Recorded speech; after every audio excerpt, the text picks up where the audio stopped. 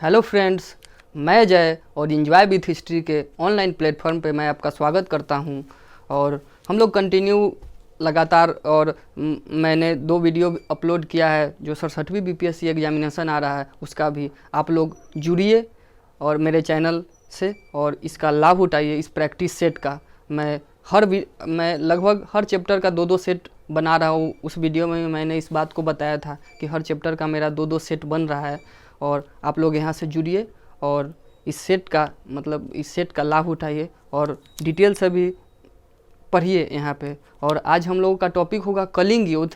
कलिंग युद्ध होगा, लेकिन पढ़ने से पहले कुछ लाइन हो जाए आप लोगों के साथ शायर का कि जय मेरा नाम है और ज़िंदगी मुश्किलें में तमाम है और इन ओठों पे मुस्कान है और जीना हर हाल में है, तो मुस्कुरा कर जीने में क्या नुकसान है।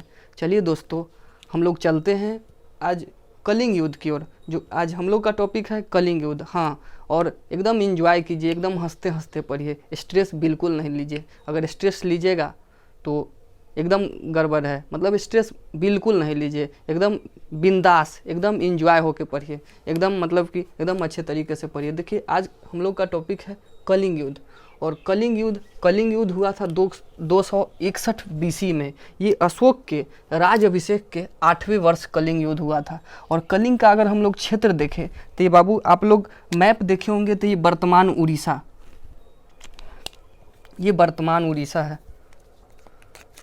यहाँ से देख ले, ये अभी वर्तमान उड़ीसा है बाबू। और यहीं पे कलिंग था, यहीं पे कलिंग था। ये वर्तमान उड़ीसा, ये वर्तमान उड़ीसा है और कलिंग था। और यहाँ बंगाल की खाड़ी है। और यहाँ का शासक होता है बाबू नंदराज, जो बहुत प्रतापी शासक होता है, बहुत प्रतापी शासक होता है।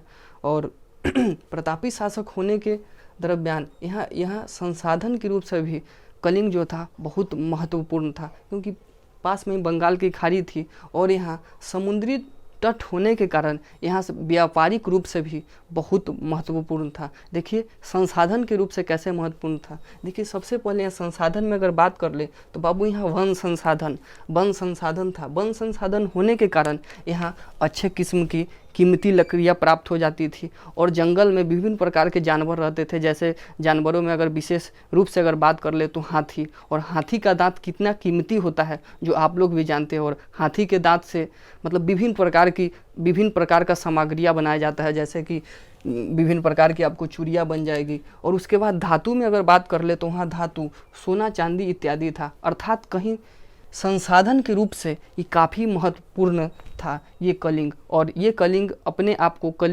स्वतंत्र कलिंग का निर्माण करते हैं और अशोक के राजस्व का पालन नहीं करते हैं। और ये मगध साम्राज्य का सम्राट अशोक है। अशोक कहीं ना कहीं चाहता था कि ये इस क्षेत्र पे, कलिंग के क्षेत्र पे अपना वर्चस्व जमा ले। अर्थात इनका नीति ही था विजय एवं विस्तार की नीति। अशोक का नीति ही था विजय एवं विस्तार की नीति। इसी नीति के दौरान ये चाहते थे कहीं ना कहीं कलिंग को अपने साम्राज्य में मिला लिया जाए। और कलिंग का तो बहुत प्रतापी राजा होता है, ये किसी प्रकार से नहीं चाहता था कि हम मतलब कि मेरा जो क्षेत्र है वो मगध साम्राज्य में मिले। तो ये हमेशा मतलब युद्ध करने के लिए एकदम प्रयत्न रहता था। और यहाँ 2 जाति रहते थे बाबू, एक नागा जाति और दूसरा आविटो जाति। अशोक के 13वें बृहद लेख से भी पता चलता है कि नागा जाति थे। नागा यहाँ चेतावनी भी दिया गया था, लेकिन ये तो युद्ध करने के लिए तत्पर थे। और क्या होता है, 261 बीसी में अशोक के राज अभिषेक के 8वें वर्ष यहाँ कलिंग आक्रमण होता है। और कलिंग आक्रमण के दौरान यहाँ कलिंग पर तो विजय प्राप्त कर लेते हैं,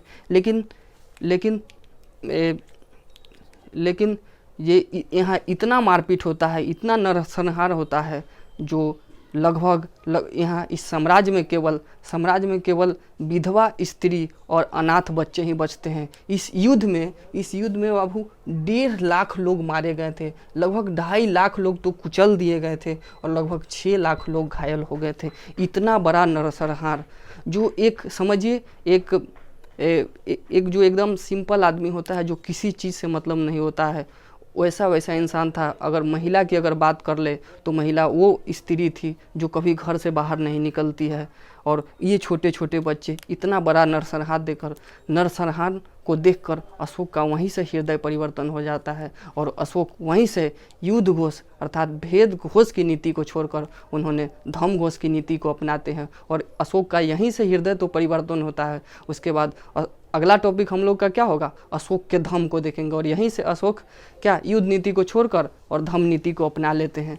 तो आप लोग इस वीडियो को देखें और मैंने एकदम बेहतरीन ढंग से इसको सजाया है, जो आप लोग नोट्स भी बना सकते हैं इसका। और कहीं यूपीएससी हो या पीसीएस हो, पीटी में तो यहाँ से क्वेश्चन आते ही हैं और मेंस में भी क्वेश्चन आते हैं। तो आप लोग अच्छे तरीके से इसको आप लोग लिख पाइएगा, मेंस में भी इसका यूज कर पाइएगा। हाँ, अशोक के 13वें बृहद शिलालेख में देखिए, अशोक के 13वें बृहद शिलालेख था, उसमें भी कलिंग युद्ध का चर्चा है। उसमें नागा जाति को मैंने अभी बताया कि नागा जाति को भी चेतावनी दिए थे। उसके बाद 5 अन्य राजा का भी चर्चा किया गया, जैसे एंटियोकस, मामस, एलेक्जेंडर तथा मिस्र के राजा टॉलमी द्वितीय फिलाडेल्फस।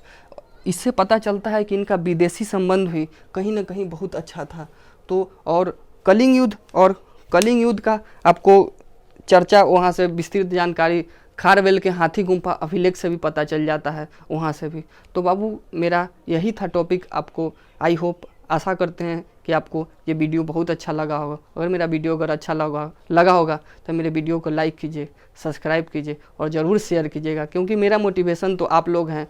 और सब्सक्राइब कीजिएगा तो मैं खुद मोटिवेट होऊंगा और वीडियो कंटिन्यू आप लोग के लिए बना ही रहा हूँ और बनाऊंगा। ठीक है, जय हिंद। फिर मिलते हैं हम आपको अगले वीडियो में।